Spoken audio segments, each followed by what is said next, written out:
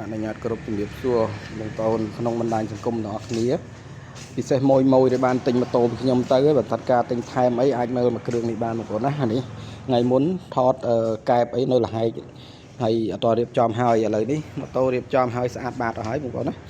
បងប្អូនដែលចង់បានម៉ូតូ 2day ម៉ាស៊ីនស្អាតជិះស្រួល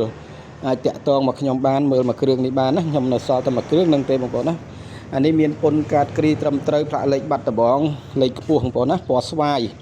ម៉ូតូនេះសបកវានៅមកសំរុំអាចប្រើបានហើយ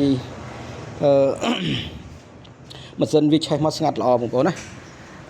ចង់បានឲ្យកូនជិះទៅរៀនឲ្យប្រពន្ធជិះទៅផ្សារចង់បានឲ្យប្តីជិះធ្វើការចិត្តអីអាចមើលមកគ្រឿងនេះបានម៉ាស៊ីនស្ងាត់បងប្អូនណាចិត្តស្ងាត់ល្អប្រព័ន្ធភ្លើងមានគ្រប់សពសញ្ញោឆ្វេងស្ដាំគាត់មានទាំងអស់អញ្ចឹងបងប្អូនដែលចង់បានប្រភេទ 2day ដែលមានម៉ាស៊ីនស្អាតតម្លៃធូរថ្លៃសមរម្យអាចមើលមួយគ្រឿងនេះទៅអត់ខុសទេហើយបងប្អូនដែលចាប់អារម្មណ៍ចង់មកមើលផ្ទាល់បានមកផ្លូវ